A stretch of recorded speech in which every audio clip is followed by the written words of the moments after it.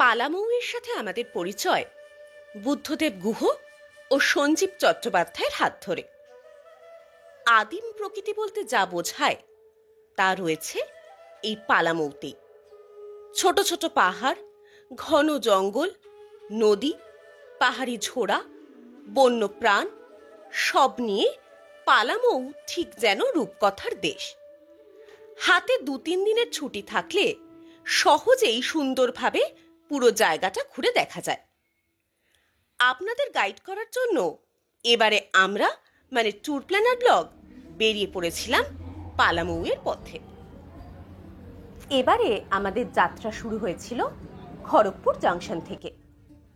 আমি হাওড়া থেকে ট্রেনে চাপলেও অভিব্রত খড়গপুর থেকে ট্রেনে ওঠে। ঝাড়খণ্ড ঢোকার পর দূরে পাহাড়ের সারির সাথে অস্তগামী সূর্যের রক্তিম বর্ণ আমাদের স্বাগত জানালো। এবারে আমরা চলেছি ঝাড়খণ্ডের বেশ কিছু চেনা অচেনা জায়গা ঘুরে দেখার জন্য। 20897 বন্দে ভারত এক্সপ্রেসে আমরা উঠে পড়েছি। আমি উঠেছিলাম হাওড়া থেকে আর অভিব্রত খড়গপুর থেকে। ট্রেন তো বেশ অনেকক্ষণই ছেড়েছে, এখন প্রায় সন্ধ্যে 7টা বাজে এবং ট্রেন টাটানগর জাংশন ক্রস করলো আর তারপরেই আমাদের সামনে এসে গেছে ডিনার।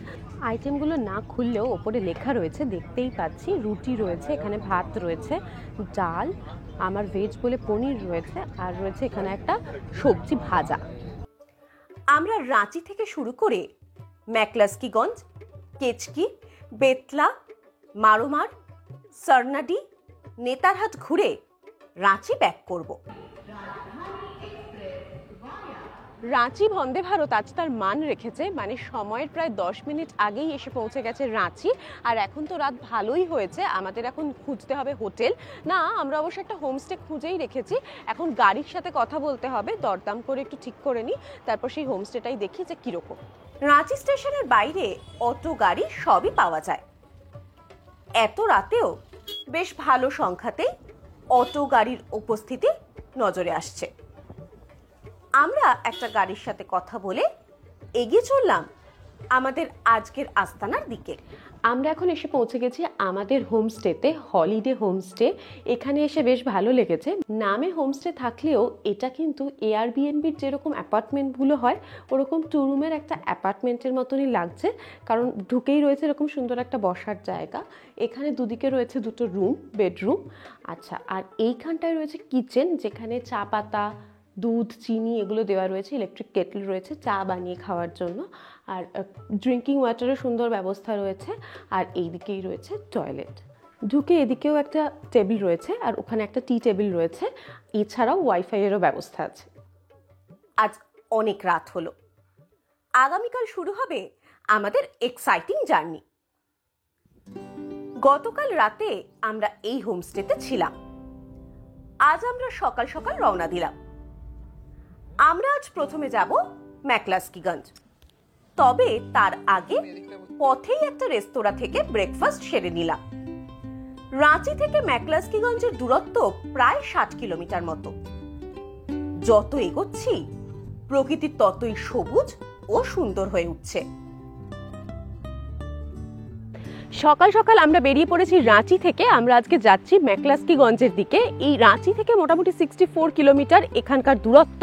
আর এই যাওয়ার রাস্তাটার মাঝখানে আমাদের দাঁড়াতেই হলো, শালের জঙ্গলের মাঝখান দিয়ে রাস্তা। আর এটা তো পাতা ঝরার মরশুম, একটা ঝোড়ো হাওয়া দিচ্ছে আর পাতাগুলো ঝরে ঝরে পড়ছে। সেটা দেখতে দেখতেই আমরা এগিয়ে যাচ্ছিলাম। শেষমেশ মনে হলো যে না, একটু থামতেই হবে। থামলাম। এখানে এখন ওয়েদারটা একটু ঠান্ডা ঠান্ডা, তার মধ্যে এই রোদে দাঁড়িয়েছি, বেশ আরাম লাগছে। ঝাড়খণ্ড শব্দটি এসেছে ঝাড় মানে জঙ্গল আর খণ্ড মানে প্রদেশ থেকে। প্রকৃতির সাথে এই নাম সত্যি খুব সামঞ্জস্যপূর্ণ। আমরা ম্যাকলাস্কিগঞ্জে পৌঁছে গেছি আর আমাদের অভ্যর্থনা জানালো ঘন শালের জঙ্গল। ম্যাকলাস্কিগঞ্জ এসে প্রথমেই আমরা চলে এসেছি সর্বধর্মস্থলে। সর্বধর্মস্থল নামটা শুনেই বুঝতে পারছেন, এদিকে রয়েছে মসজিদ, মন্দির, চার্চ এবং ওদিকে গুরুদ্বারা, সমস্ত ধর্মের মিলনস্থল, তাই জন্য এরকম নাম। মুখ্য রাস্তা ছেড়ে জঙ্গল মাঝে এক টুকরো সমভূমি, আর তার উপরেই একসাথে পাশাপাশি রয়েছে মন্দির, মসজিদ, গুরুদ্বারা ও চার্চ। সর্বধর্মের মিলনস্থল হওয়াতেই এর নাম সর্বধর্মস্থল। তবে মন্দির, মসজিদ, গির্জা ও গুরুদ্বারা সবারই অবস্থা জীর্ণকায়। দেখলেই বোঝা যায় মেইনটেনেন্সের অভাব। জায়গাটার মধ্যে এক অদ্ভুত শান্তি বিরাজ করছে। সর্বধর্মস্থলের থেকে প্রায় 250 মিটার দূরে আছে সীতাকুণ্ড। এখানে একটা পুকুর আছে, আর তার পাশেই আছে একটা কুণ্ড। সর্বধর্মস্থল দেখে ম্যাকলাস্কিগঞ্জে আমরা এখন এসে পৌঁছেছি সীতাকুণ্ডে। আহামরি কিছু নয়, তবে একবার ঘুরে যাওয়াই যায়। এই যে দেখতে পাচ্ছেন ছোট্ট একটা ওয়াটার সোর্স, ওয়াটার বডি, এটাই হচ্ছে সীতাকুণ্ড। এর যেটা বিশেষত্ব সেটা হচ্ছে শীত, গ্রীষ্ম, বর্ষা সমস্ত সময়ই এখানে একই রকম জল থাকে।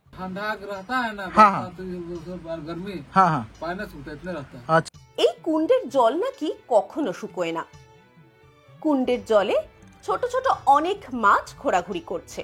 ম্যাকলাস্কিগঞ্জ হলো রাঁচি থেকে 64 কিলোমিটার মতন দূরে একটা ভীষণ সুন্দর হিল স্টেশন। এত সুন্দর ছোট ছোট পাহাড়, জঙ্গল, ছোট ছোট ঝর্ণা যে কোনো ট্যুরিস্টকেই আকর্ষণ করবে। ঠিক যেরকমটা হয়েছিল কলকাতায় বসবাসকারী এক অ্যাংলো ইন্ডিয়ান ব্যবসায়ী ম্যাকলাস্কির ক্ষেত্রে। তিনি এখানকার প্রকৃতি দেখে এতটাই আকৃষ্ট হন যে ছোটনাগপুরের রাজার কাছ থেকে তিনি বেশ কিছুটা জমি লিজ নেন এবং প্রায় 2 লাখ অ্যাংলো ইন্ডিয়ানের কাছে আমন্ত্রণ পাঠান এই জায়গায় বসতি স্থাপনের জন্য, এবং শেষমেশ বসতি গড়েও ওঠে। অবশ্য দ্বিতীয় বিশ্বযুদ্ধের পর অনেকেই এখান থেকে সমস্ত কিছু গুটিয়ে ফিরে যান তাদের জায়গায়। তারা চলে গেলেও সেই ব্রিটিশ আমলের বাংলোগুলো এখনো রয়ে গেছে এবং ট্যুরিস্টরা ম্যাকলাস্কিগঞ্জে আসেনি এগুলো দেখার জন্য। এমনই এক বাংলো দেখার জন্য আমরা এগিয়ে চললাম ম্যাক গার্ডেনের দিকে। শোনা যায় একসময় বুদ্ধদেব গুহ এখানে থাকতেন। এখন অবশ্য এটি স্থানীয় এক ব্যবসায়ী কিনে নিয়েছেন। ম্যাকলাস্কিগঞ্জ মানেই অ্যাংলো ইন্ডিয়ানদের কলোনি, এবং তাদের যে বাংলো সেগুলো দেখার জন্যই ট্যুরিস্টরা বেশ ভিড় করেন। আমরা এখন যে জায়গাটায় দাঁড়িয়ে আছি ম্যাক গার্ডেন, তার মাঝখানেও এইটা হচ্ছে এরকমই একটি অ্যাংলো ইন্ডিয়ান বাংলো। এবং মজার কথা হলো এখানে চাইলে আপনারা থাকতেও পারেন, বুক করে এখানে রাত্রি যাপনও করা যায়। ম্যাকলাস্কিগঞ্জের আনাচে কানাচে এমন অনেক বাংলো ছড়িয়ে রয়েছে। জাগৃতি বিহার যাওয়ার পথে নজরে পড়বে আরেকটি বাংলো, গুলমোহর। এখানেও থাকার ব্যবস্থা আছে। এর মালিক অবশ্য বাঙালি। এরপর আমরা চলে এলাম জাগৃতি বিহারে। আমরা এখন এসে পৌঁছেছি জাগৃতি বিহারে ম্যাকলাস্কিগঞ্জে। এটা এক ধরনের বোটানিক্যাল গার্ডেন বলা যেতে পারে, সেরকম মেনটেনেন্স নেই, আর ওই জন্য একটা বেশ বন্য ব্যাপারটা রয়েছে। চারদিকে গাছগাছালিতে ভরা, আর এখন পাতা ঝরার মরশুম, ক্রমাগত পাতা ঝরে পড়ছে আর একটা ফুরফুরে হাওয়া দিচ্ছে, গাছের পাতাগুলো ঘষা লেগে একটা আওয়াজ হচ্ছে, ভীষণ ভালো লাগছে। আর আমরা ছাড়া সেরকম কেউ নেইও এখানে। ম্যাকলাস্কিগঞ্জের এক প্রান্তে রয়েছে ম্যাকলাস্কিগঞ্জ রেলওয়ে স্টেশন। ম্যাকলাস্কিগঞ্জ ঘুরতে এসে আমরা শেষমেশ ঘুরে দেখে নিলাম ম্যাকলাস্কিগঞ্জ রেলওয়ে স্টেশন। একটা ছোট্ট রেলওয়ে স্টেশন, সেখানে মানুষের সেরকম ভিড়ভাট্টা নেই, ট্রেনেরও অত ফ্রিকোয়েন্টলি আনাগোনা নেই, তবে বেশ কিছু স্টেশনে এখান থেকে ট্রেন যায়, একটা রেড চার্ট দেওয়া আছে দেখলাম। ম্যাকলাস্কিগঞ্জ স্টেশন থেকে আমরা এবার এগিয়ে চললাম বেতলা ন্যাশনাল পার্কের দিকে। ম্যাকলাস্কিগঞ্জ থেকে বেতলার দূরত্ব প্রায় 97 কিলোমিটার। এ পথের শোভা ভাষায় বর্ণনা করা মুশকিল। এ পথের দুপাশে কখনো আসে শালের জঙ্গল, কখনো বা পলাশের। দূরে পাহাড়ের সারি মাথা উঁচিয়ে দাঁড়িয়ে আছে। পথমধ্যে দেখলাম স্থানীয় আদিবাসী সম্প্রদায়ের কিছু বাচ্চা ও বৃদ্ধরা কিছু বিক্রি করছে। সামনে গিয়ে দেখলাম বুনো কুল। স্বাদ বেশ ভালোই। 10 টাকায় 1 প্যাকেট কুল ধরিয়ে দিল। আমরা সকাল সকাল বেরিয়েছি রাঁচি থেকে, কিন্তু ম্যাকলাস্কিগঞ্জ ঘুরে আমরা এখন যাচ্ছি বেতলার দিকে, তাই যেতে বেশ খানিকটা সময় লাগবে। সেই জন্য রোড সাইড একটা ধাবা থেকে আমরা লাঞ্চটা সেরে নিচ্ছি। আর লাঞ্চে প্রথমে আমরা নিয়েছি একটা ভেজ থালি, আর তার সাথে মাছ, 2 পিস মাছ রয়েছে, ভাত, ডাল, ভাজা, তরকারি সমস্ত কিছু দিয়ে লাঞ্চটা করে তারপরে আমরা আবার বেতলার দিকে এগিয়ে যাব। বেতলা গেটের ঠিক আগেই ডান দিকে বেঁকে আমরা যাচ্ছি কেচকি সঙ্গমের দিকে। এখানেই সুনীল গঙ্গোপাধ্যায়ের লেখা, সত্যজিৎ রায় পরিচালিত অরণ্যের দিনরাত্রি সিনেমাটির শুটিং হয়। জায়গাটা যদিও নতুন করে সাজানো হয়েছে। পড়ন্ত বিকেলে আমরা এসে পৌঁছে গেছি কেচকি সঙ্গমে। এখানে ঔরঙ্গা নদী এবং কোয়েল নদী মিলিত হয়েছে। এই যে পিছনে, এখন নদীর জলটা অনেকটাই কম, কারণ এখন শীতকাল। বর্ষার সময়তেই এই নদী একবারে ফুলে ফেপে ওঠে, জলও অনেক বেশি থাকে, তখন কিন্তু এই এতখানি অবধি জল চলে আসে।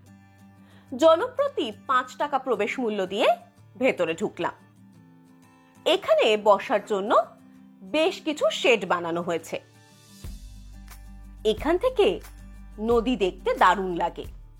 সানসেটের সময় আমরা এখন রয়েছি কেচকি সঙ্গমে। এই সময়তে বেশ ঠান্ডা ঠান্ডা জলটায় পা ডুবিয়ে বসে থাকতে ভালো লাগছে। আর এর পাশেই রয়েছে সেই জায়গা যেখানে অরণ্যের দিনরাত্রি সিনেমার শুটিং হয়েছিল, সেই বন বাংলো। সেটাই আমরা যাব, একটু বাদে আপনাদের ঘুরে দেখাবো। এটা কিন্তু পালামৌ টাইগার রিজার্ভেরই অন্তর্গত। এমন এক জায়গা যেখানে ঘন্টার পর ঘন্টা বসে সময় কাটিয়ে দেওয়া যায়। নদীর জল এখানে অল্প ঠান্ডা। নদী পারাপারের জন্য একটা ব্রিজও আছে। আরেকদিকে ঔরঙ্গা নদীর ওপর একটি রেল ব্রিজ আছে, যেখান দিয়ে কিছু সময় পর পরই রেলগাড়ি ছুটে চলে মিশে যায় জঙ্গলের অন্তরালে।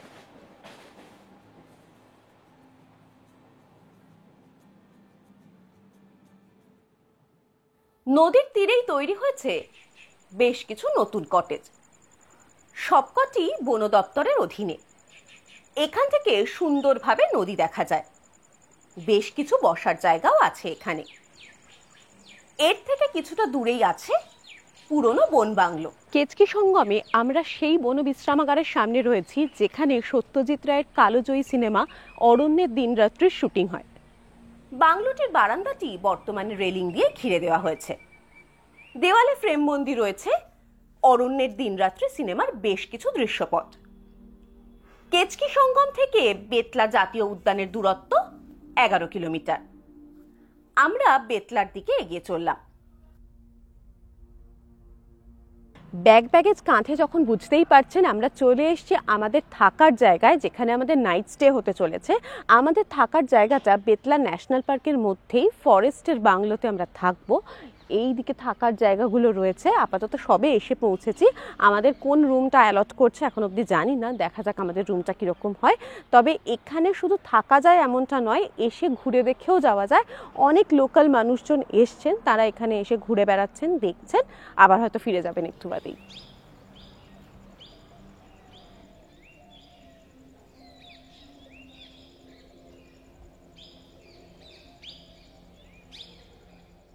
বেতলা ন্যাশনাল পার্কের মধ্যে ফরেস্টে যে থাকার অপশনটা রয়েছে, সেটাতে অনেক রকম ব্যাপার আছে। মানে চাইলে আপনি বাংলোয় থাকতে পারেন, কটেজে থাকতে পারেন, বা থাকতে পারেন ট্রি হাউসে, ঠিক যেরকমটা আমরা এবারে রয়েছি ট্রি হাউসে।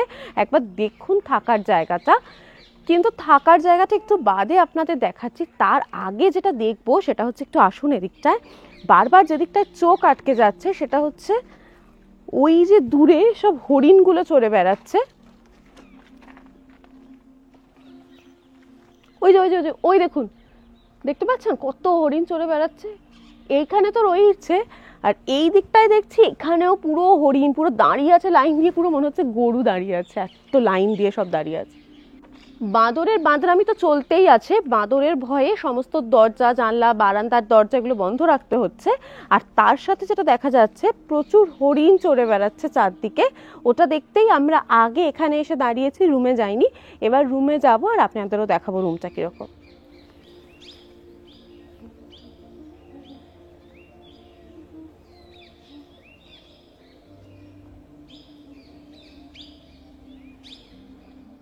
এই হলো আমাদের রুম।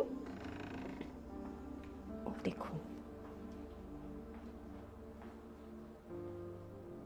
বেশ সুন্দর বসার জায়গা রয়েছে। একটা সুন্দর দুজনের মতন শোয়ার একটা বেড রয়েছে। এই দিকটায় রয়েছে একটা কাবার্ড, আর এখানে হচ্ছে ড্রেসিং টেবিল, আর অ্যাটাচ টয়লেট রয়েছে এখানে। সব থেকে যেটার জন্য তাড়াহুড়ো করছি আমি, সেটা হচ্ছে এই বারান্দার দিকে কখন যাব, কারণ বারান্দাটা খুললেই সামনে রয়েছে জঙ্গল, আর নিচ থেকে যে হরিণ দেখছিলাম ঘুরে বেড়াচ্ছে তাদেরকে দেখতে পাবো রুমের বারান্দায় বসে বসেই। আর তার সাথে বাঁদরদের বাঁদরামি তো রয়েইছে, তাই জন্য যখনই বাইরে যাবেন তো এটা বন্ধ করে যেতে হবে, না হলেই বিপদ।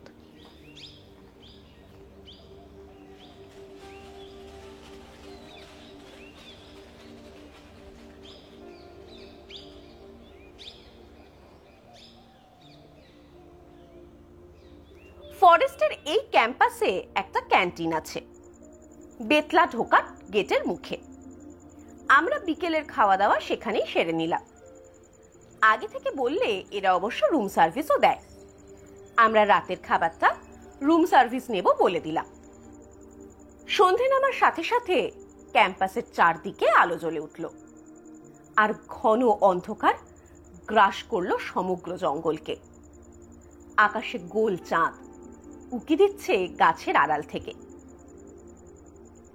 ট্রি হাউসের সামনে শত শত হরিণ ঘুরে বেড়াচ্ছে। ক্যাম্পাসের নিয়ন আলোয় তাদের আবছা ভাবে দেখা যাচ্ছে।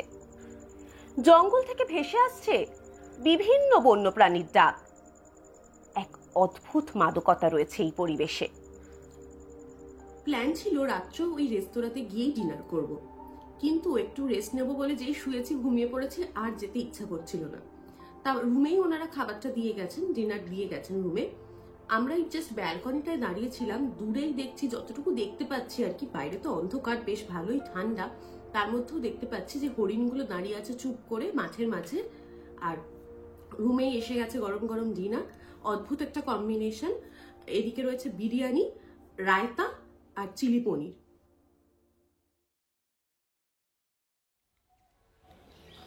বেতলায় জঙ্গল লাগোয়া এই ট্রি হাউসগুলোয় থাকার এই এক সুবিধা, এখানে সারা সময় কোনো না কোনো বন্য প্রাণী আপনি ঠিকই দেখতে পাবেন।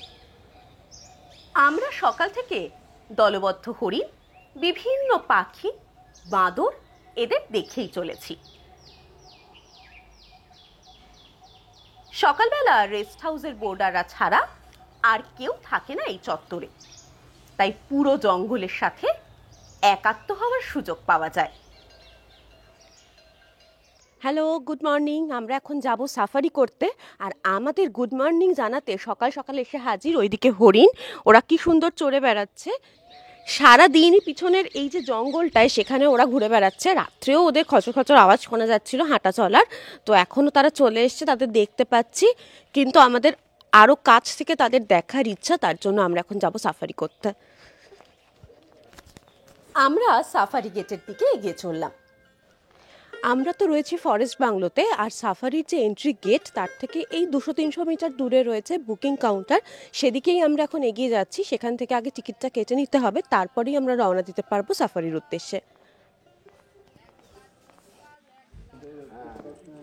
টিকিট কাটা হয়ে গেছে, আমরা সাফারির জন্য একদম রেডি, গাড়িও রেডি। আমাদের মোট 1850 টাকা পড়লো, কারণ আমাদের সাথে ক্যামেরা থাকে, তার জন্য 150 টাকা বেশি লেগেছে। না হলে দুজনের জন্য 1700 টাকা লাগে। এখানে নিজেদের গাড়ি নিয়ে যাওয়া যায় না, এখানকার যে গাড়ি রয়েছে সেই গাড়ি করেই যেতে হবে। আমরা একদম এন্ট্রি গেটের সামনে এসে গেছি। এন্ট্রি গেটের নামটা দেখতেই পাচ্ছেন, বাইসন গেট, এবং গাড়িও এসে গেছে। এবার শুধু সাফারি শুরু হওয়ার অপেক্ষা।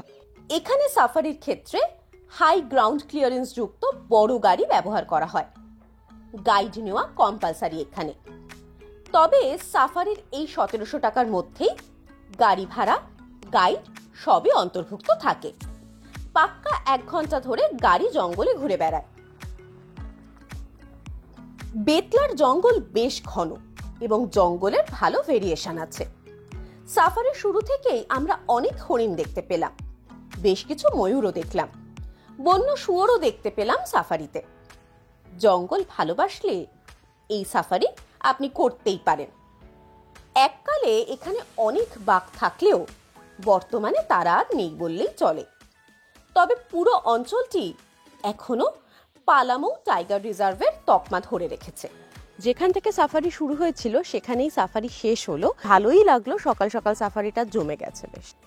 বেতলা ন্যাশনাল পার্ক থেকে কিছুটা এগোলেই চোখে পড়বে হোটেল বনবিহার ও ট্যুরিস্ট ইনফরমেশন সেন্টার। এখানে থাকার ব্যবস্থা আছে, রেস্তোরাঁও আছে। আমরা এখানে ব্রেকফাস্ট করতে এলাম। ব্রেকফাস্টে আমরা নিয়েছি নুডলস, আর তার সাথে পোচ ডিমের অমলেট, সাথে একটু বাদে চা আসছে।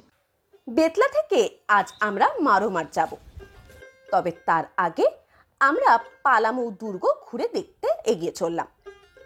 বেতলা জাতীয় উদ্যানের গেট থেকে পালামৌ দুর্গর দূরত্ব 5 কিলোমিটার। এ পথে যাওয়ার জন্য গাড়ি পিছু 30 টাকা চার্জ দিতে হয়। ঔরঙ্গা নদীর তীরে ঘন জঙ্গলের মধ্যে পালামৌ ফোর্টটি অবস্থিত। এখানে দুটো ফোর্ট আছে। সমভূমিতে অবস্থিত পুরনো ফোর্টটি রক্সেল বংশের রাজারা নির্মাণ করেন, আর পাহাড়ের উপরে অবস্থিত নতুন দুর্গটি চেরো বংশের রাজা মেদিনী রায় নির্মাণ করেন। রক্ষণাবেক্ষণের অভাবে বর্তমানে দুটো ফোর্টই প্রায় ধ্বংসের মুখে। পুরনো দুর্গটি পূর্ব থেকে পশ্চিমে প্রায় 230 মিটার এবং উত্তর থেকে দক্ষিণে প্রায় 140 মিটার বিস্তৃত। বইয়ে যে পড়েছিলাম পালামৌয়ের পথে, সেই পালামৌয়ের পথে তো আমরা পাড়ি দিয়েছিলাম গতকাল, এবং গতকালই এসে পৌঁছেছিলাম পালামৌ টাইগার রিজার্ভ, ছিলামও একটা রাত্রি সেখানে। আর আজকে আমরা এখন যেখানে রয়েছি এটা হচ্ছে পালামৌ ফোর্ট, এবং পুরনো ফোর্টটা। ঢোকার যে গেটটা দেখলাম খুব সুন্দর একটা মিনাকারি কাজ ছিল আগে, দেখে বোঝা যাচ্ছে, যদিও কালের নিয়মে সবটাই এখন নষ্ট হয়ে গেছে।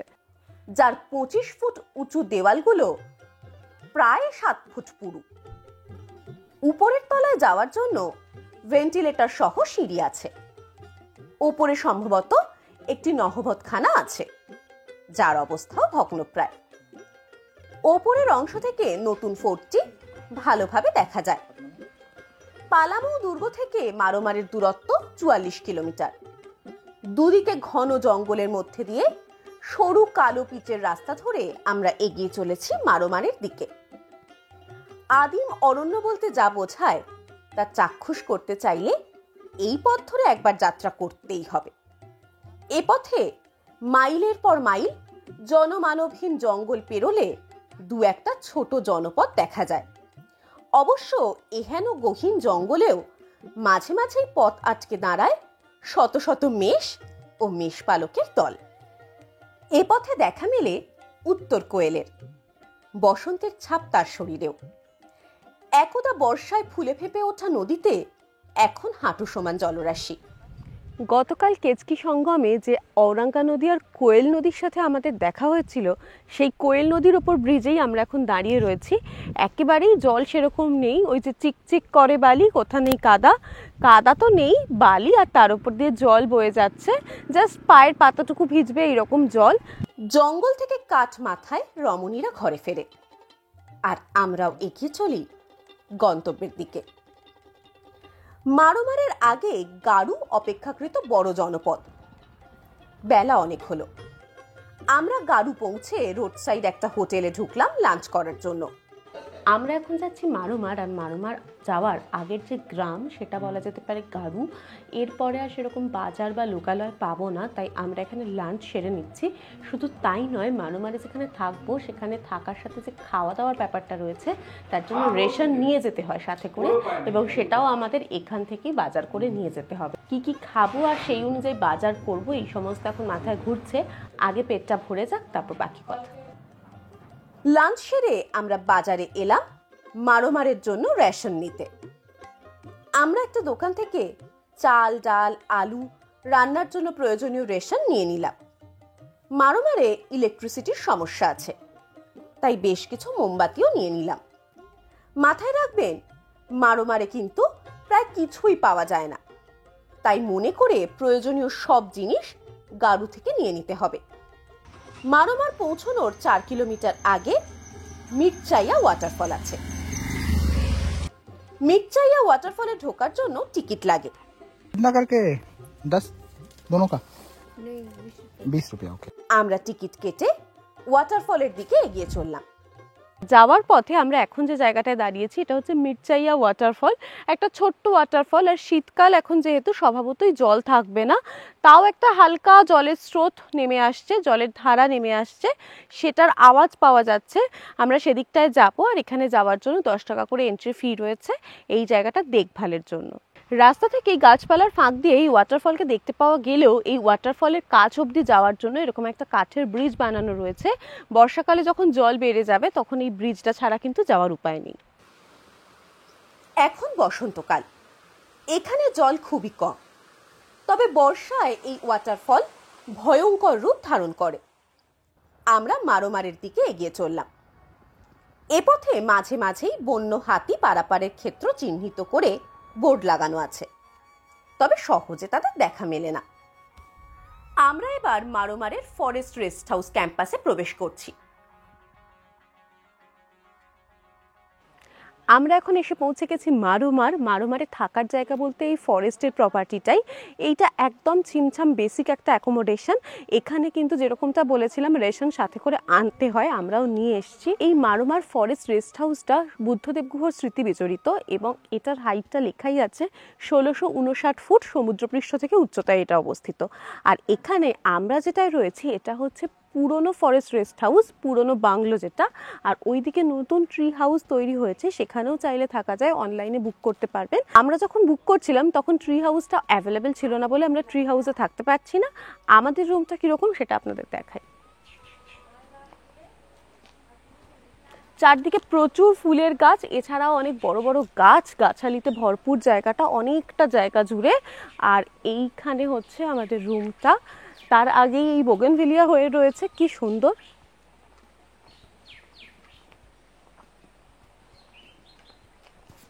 হ্যালো গুটু মুটু, তুমি তো সেই সোনাটা আমার, বুঝো মুঝো।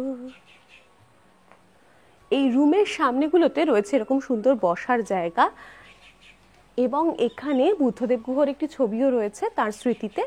আর আমাদের এই হচ্ছে রুমটা। এই হলো আমাদের রুমটা, দেখতেই পাচ্ছেন একদম বেসিক। এখানে এসি রয়েছে, এটা হলো একটা মজার ব্যাপার। এসি যদিও রয়েছে কিন্তু লাইট ঠিক করে জ্বলছে না, লাইট দপদপ করছে। এখানে পাওয়ার কাটের একটা প্রবলেম রয়েছে। আর মজার কথা হলো এসি রুমের ভাড়া নন এসি রুমের ভাড়ার থেকে কম। এখানে পাশাপাশি দুটো রুম আছে, রুমের সাথে আছে অ্যাটাচ টয়লেট। এছাড়া একটা কমন ডাইনিং প্লেসও আছে এখানে। ক্যাম্পাসের মধ্যে আরেকটা ট্রি হাউস আছে, আর সামনেই আছে একটা ভীষণ সুন্দর পাহাড়। সমগ্র জায়গাটি ঘন জঙ্গলের মধ্যে অবস্থিত। দূরে মাথা উঁচিয়ে দাঁড়িয়ে আছে পাহাড়ের সারি।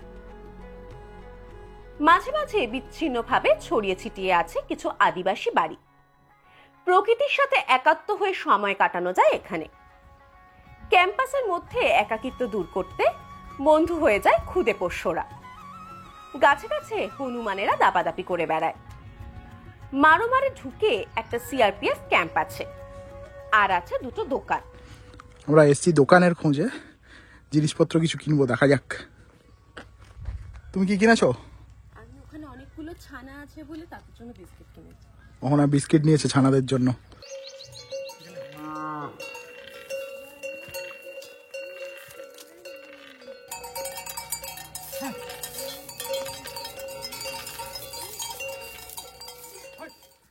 সন্ধে হতেই মারোমারের কেয়ারটেকার বাবুলালজি আমাদের আনা রেশন দিয়ে সন্ধ্যার স্ন্যাক্স বানিয়ে দিলেন, পেঁয়াজ পকোড়া।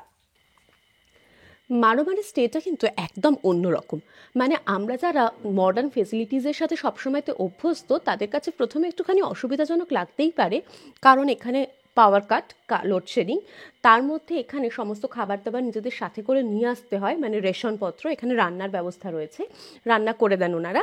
কিন্তু হলে কি হবে, এই যে সন্ধ্যেবেলা আমাদের মনে হচ্ছিল যে এই একটুখানি মুড়ি হলে ভালো হতো, এটা হলে ভালো হতো, ওটা হলে ভালো হতো, কিন্তু পরে ভাবলেও সেটা আর পাওয়া যাবে না, তাই যা নেওয়ার একেবারে নিয়ে আসতে হবে। এই সমস্ত অসুবিধা থাকলেও এই রকম থাকার মধ্যে একটা কিন্তু মজাও রয়েছে।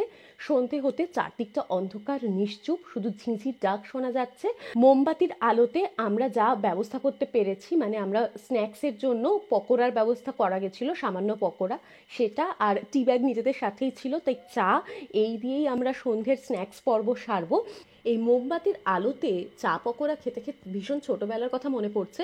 ছোটোবেলায় যখনই লোডশেডিং হতো সেদিনটা পড়ার ছুটি হয়ে যেত, আর অপেক্ষায় থাকতাম যে ইস কেন লোডশেডিংটা হচ্ছে না, সে যতই গরম লাগুক যাই হোক না কেন লোডশেডিং হলে পড়তে হবে না, এর থেকে মজা আর কি হয়। চাঁদের আলোয় জায়গাটা বেশ মায়াবী লাগছিল। হঠাৎ করে দেখলাম চারদিক আলোয় আলোকিত হয়ে উঠল, আর জেনারেটরের ডুকডুক শব্দ জঙ্গলের নীরবতা ভেদ করে কানে এসে লাগলো। আসলে ব্যাপারটা হয়েছে কি, এখানে জেনারেটরের ব্যবস্থা আছে, কিন্তু তার জন্য আলাদা করে ফুয়েলের দাম দিলে তবেই চালায়। এসব তথ্য কিন্তু ফরেস্টের ওয়েবসাইটে পাবেন না। আজ কোনো এক অফিসার থাকছেন ট্রি হাউসে, তাই তার সুবিধার জন্য চালানো হয়েছে। আমার প্রশ্ন হলো, এখানে সোলারের ব্যবস্থা নেই কেন? জেনারেটর এমার্জেন্সিতে ব্যবহার করা যেতে পারে। বন দফতরের কর্তাদের সাথে কথা বলেও সদুত্তর কিছু পাইনি। আমাদের সামনে এখন এসে গেছে ধোঁয়া ওঠা ডিনার। আমরা যা যা এনেছিলাম তাই দিয়েই এইসব রান্না হয়েছে। ভাত রয়েছে আর ডাল রয়েছে, সাথে রয়েছে এই যে আলু মাখা আর ডাল, তার সাথে রয়েছে ডিমের কারি। এইসব দিয়ে আমরা ডিনারটা করব। বাইরে বেশ ভালোই ঠান্ডা ঠান্ডা লাগছে, তাই জন্য এখানেই ডিনারটা সেরে নেব।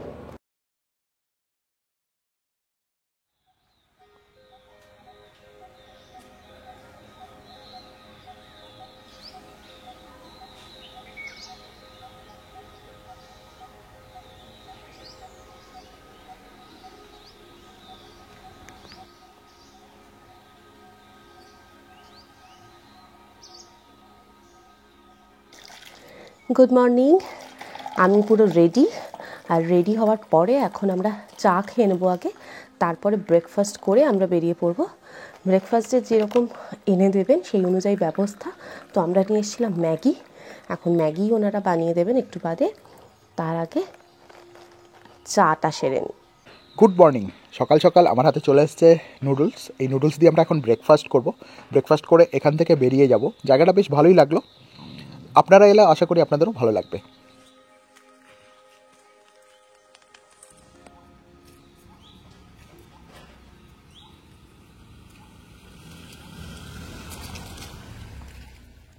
ব্রেকফাস্ট সেরে আমরা নেতারহাটের দিকে এগিয়ে চললাম। মারোমার থেকে মহুয়াডোর হয়ে নেতারহাটের দূরত্ব প্রায় 80 কিলোমিটার। পুরো পথটাই জঙ্গলের মধ্যে দিয়ে, তবে এ পথেও মাঝে মাঝে একটা করে গ্রাম রয়েছে। এ পথে দেখা মিলল নেতারহাট থেকে বেতলাগামী বাসে। দূরে সার দিয়ে দাঁড়িয়ে থাকা পাহাড়ের সারি, এসব দেখতে দেখতেই আমরা সুগ্গাবাঁধ ওয়াটারফলের রাস্তায় প্রবেশ করলাম। মারোমার থেকে বেরিয়ে নেতারহাট যাওয়ার পথে আমরা প্রথমেই চলে এসেছি সুগ্গাবাঁধ ওয়াটারফল দেখতে।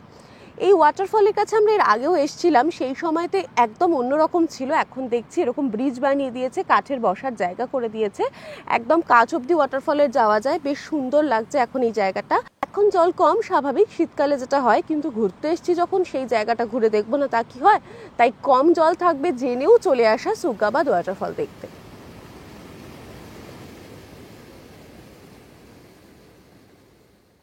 আমরা এগিয়ে চললাম নেতারহাটের দিকে। যত নেতারহাটের দিকে এগোচ্ছি পাহাড়ের পরিমাণ তত বাড়ছে। চলতে চলতে আমরা আস্কি নামক একটা জায়গায় দাঁড়ালাম। আমরা এখন কোথায় দাঁড়িয়ে আছি দেখুন, আমরা একদম দাঁড়িয়ে আছি কর্কট ক্রান্তি রেখার ওপর। একে তো রাস্তাটা ভারী সুন্দর, পাতা ঝরে পড়ছে দুদিক থেকে, আর তারপরে আমরা দাঁড়িয়ে আছি কর্কট ক্রান্তি রেখার ওপর। মিজোরামেও ঘুরতে ঘুরতে আমরা এমন একটা জায়গা পেয়েছিলাম যার ওপর দিয়ে কর্কট ক্রান্তি রেখাকে আঁকা হয়েছে, এবং এখানে মানে ঝাড়খণ্ডে এখন যেখানে দাঁড়িয়ে সেখানের ওপর দিয়েও আঁকা হয়েছে কর্কট ক্রান্তি রেখা। আমরা এবার এগিয়ে চললাম। মহুয়াজোরে আছে স্বর্ণাডি ইন্ডিয়ান গ্রে উলফ স্যাংচুয়ারি। আমরা উলফ দেখার আশায় সেদিকে এগিয়ে চললাম। এখন যে গ্রামটার উপর দিয়ে যাচ্ছি, এই গ্রামটি ভেড়িয়া গ্রাম বা নেকড়ের গ্রাম নামে পরিচিত। इधर भेड़िया देखने को मिलता है क्या? मिलते हैं सर, लेकिन बहुत कम है अब। कम है अभी। गांव पे आ जाता है? आता है रात में तो होता है, लेकिन दिन में नहीं देख पाता। अच्छा अच्छा। একটা ছোট্ট নদীকে বাঁদিকে রেখে আমরা স্বর্ণাডি ফরেস্ট রেস্ট হাউসে প্রবেশ করলাম। ভেড়িয়া মানে উলফ দেখার জন্য আমরা যে জায়গাটায় এসে পৌঁছেছি এটা হচ্ছে সারান্ডি বন বিশ্রামাগার। এখান থেকে কিছুটা রাস্তা ট্রেক করে যেতে হয়, তবে তাদের দেখা মেলে, কারণ এটা ইন্ডিয়ান গ্রে উলফ স্যাংচুয়ারির অন্তর্গত। যদিও কতটা ট্রেক করে যেতে হবে সেটা এখনো জানি না, আর এই কটকটে রোদের মধ্যে কতটা উলফ আমাদের জন্য অপেক্ষা করে থাকবে সেটাও একটা ব্যাপার। ফরেস্ট রেস্ট হাউস থেকে রামদেব দাদাকে গাইড হিসেবে নিয়ে আমরা বেরিয়ে পড়লাম নেকড়ের খোঁজে। आपने कितना बार देखा है? फिलहाल में देखे हैं, आदमी को भी दिखाए हैं। अच्छा। ये वाला, और ये हो है, इसको छोड़िए। हाँ पंजा है ना ये वाला?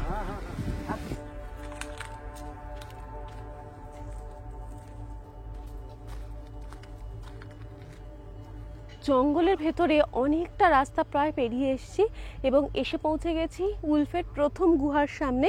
সেই গুহার মধ্যে কি তারা আমাদের জন্য অপেক্ষা করছে, কি মনে হয় আপনাদের? একটু দেখি চলুন।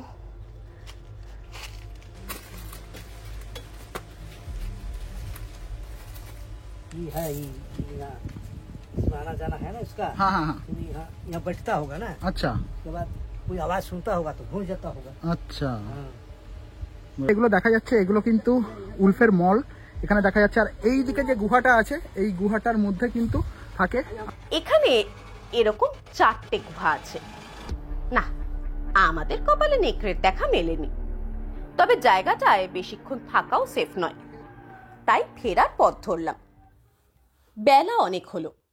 আমরা মহুয়াডর বাজারে পৌঁছে রাজু হোটেল থেকে লাঞ্চ সেরে নেতারহাটের দিকে এগিয়ে চললাম।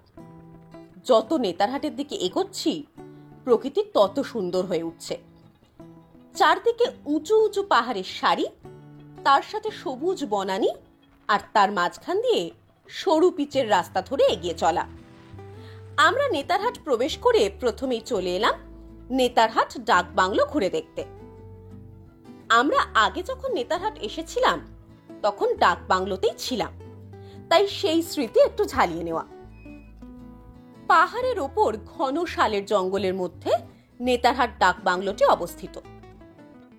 ঝাড়খণ্ডের পপুলার ট্যুরিস্ট ডেস্টিনেশনগুলোর মধ্যে নেতারহাট তো সবসময়তে ভীষণ ফেমাস এবং নেতারহাটে অনেকগুলো স্টেইং অপশন থাকলেও আমাদের প্রায়োরিটি লিস্টের একদম ওপরে থাকে নেতারহাট ডাক বাংলো। নেতারহাট ডাক বাংলোতে আমরা আগেও থেকে গেছি আর এখন একেবারে তার ভোল বদলে গেছে।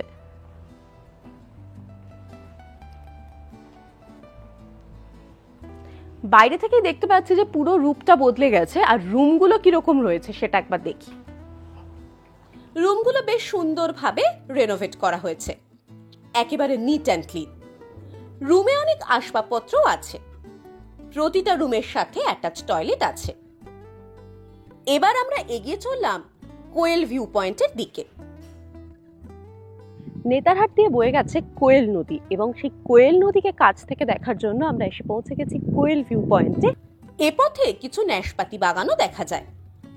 পাইনের জঙ্গলের মধ্যে দিয়ে কিছুটা হেঁটে এগোলেই পাহাড়ের ওপর থেকে নিচে সরু হয়ে বয়ে চলা কোয়েল নদীকে দেখতে পাওয়া যায়। এখানে বসার জন্য সুন্দর ব্যবস্থাও আছে।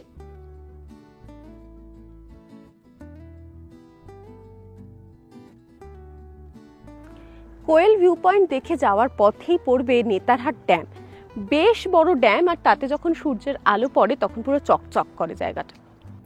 ড্যাম দেখে আমরা এগিয়ে চললাম নেতারহাটের বিখ্যাত sunset view point magnolia view point দেখার জন্য।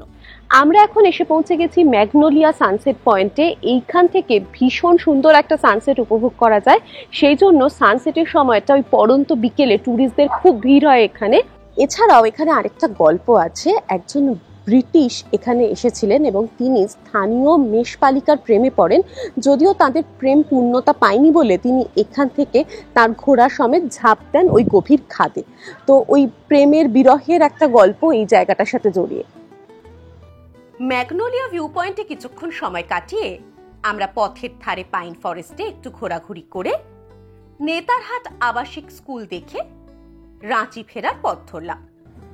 রাঁচি ফিরতে প্রায় 4 ঘন্টা লাগলো। এরপর রাঁচি থেকে ট্রেন ধরে বাড়ির উদ্দেশ্যে রওনা দিলাম।